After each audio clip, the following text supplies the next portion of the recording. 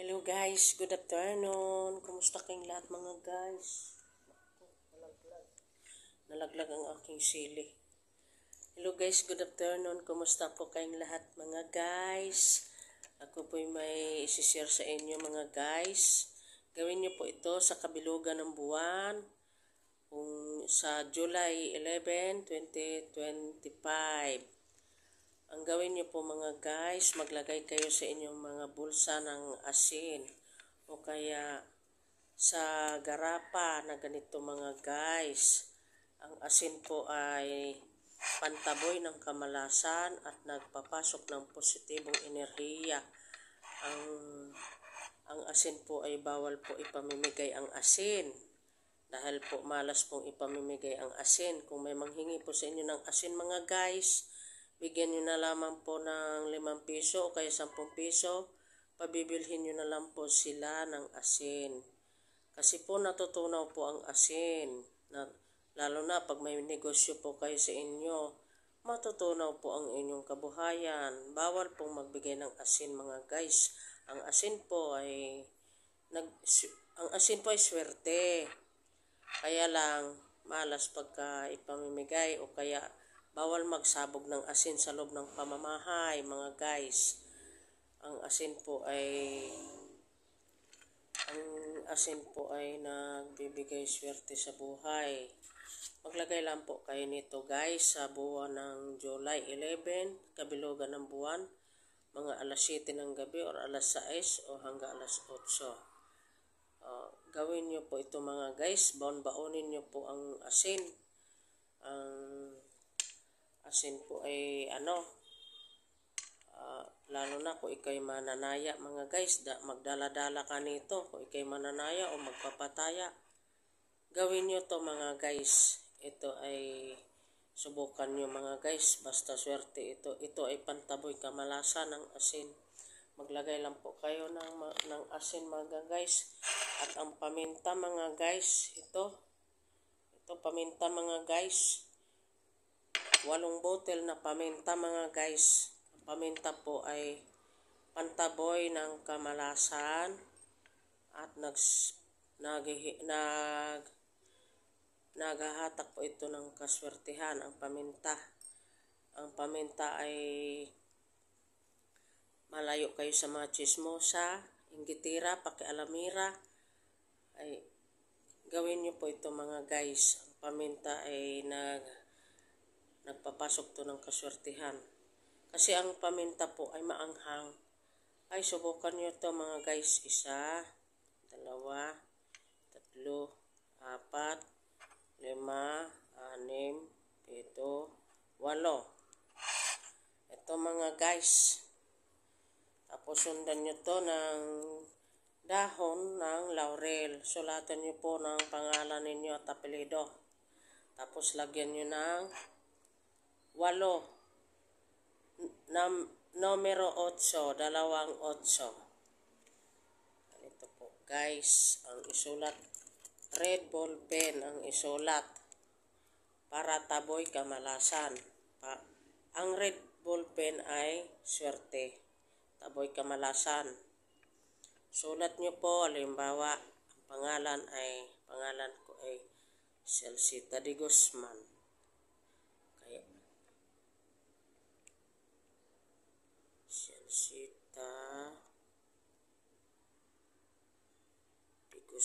Celsita Luis. Verde.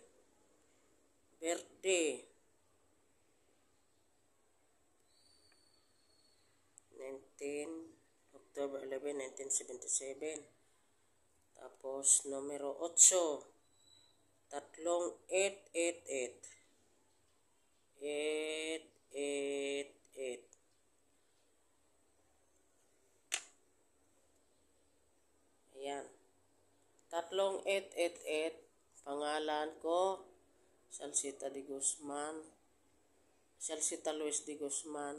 At 3888. Ang numero 8 ay walang humpay na kaswertihan. Yan mga guys. Tapos ipapasok ninyo dito mga guys sa bote. Yan mga guys. Tapos, lagyan nyo ng asin mga guys. Asin.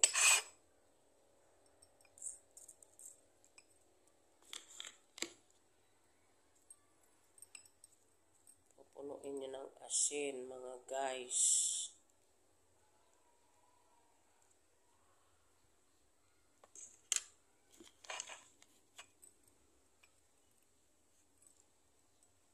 Bawal po ang asin na patapon-tapon sa sahig. Kailangan ay sisiksikin ang buti ng asin para siksik-lig-lig umaapaw na biyaya at kasaganaan. Tuloy-tuloy ang blessings na papasok sa inyo. Kasaganaan at katagumpayan. Malayo kayo sa lahat ng masama at kapamakan karamdaman. Kahit saan kayo magpunta, kayo ay gagabayan nito. Pero unay Diyos. Ito'y kasangkapan lamang. Pero unay Diyos. Basta sa Panginoon ang pananalig at pananampalataya. Ito'y kasangkapan lamang mga guys. Tapos ito mga guys, magdasal kayo ng Ama namin, ang Panginoong Maria sumasampalataya. Haharap kayo sa silangan mga guys. Mga 6:30 o kaya 7 o kaya 8. Gawin nyo po ito sa July 11, 2025 sa kabilugan ng buwan. Tapos pasikatan nyo po sa kabilugan ng buwan para maghatak ng energy ang pampaswerteng asin at paminta na ito. At kayo ay malayo sa lahat. Iwiwis niyo po lahat ng mga nais ninyong iwis dito. At ito'y daladalahin niyo po kung saan. Bawal lang ito sa lamay, sa patay, sa pakikipaglamay. Bawal dalhin ito sa sementeryo. Iwanan niyo sa inyong bahay kung kayo ay pupunta sa lamay o sa patay o sa sementeryo. Bawal na bawal po itong dalhin. Kasi pampaswerte ito, mawawala ang bisa pagka dinala nyo ito sa sementeryo. Yun lang po ang maisishare ko sa inyo mga guys. Ang dahon ng laurel nagbibigay ng blockbuster. Nagbibigay ng kaswertihan. Nagtutupad sa lahat ng inyong pangarap. Pagkatapos, pag natunaw na ito mga guys, ito ay itapon nyo na po. Nakahigop na ito ng mga negatibong enerhiya. Pag kayo'y may natanggap na kayo mga biyaya, pera man o kung ano-anong natanggap nyo, ay palitan nyo po ito pag natunaw na ito, naging tubig na ito, kaya nag-iiba ng kulay dito. Parang kulay brown na siya, ibig sabihin nakasipsip na yon. Ang paminta kasi nagtataboy ng mga kamalasan. Ganon din po ang asin. Ang paminta ay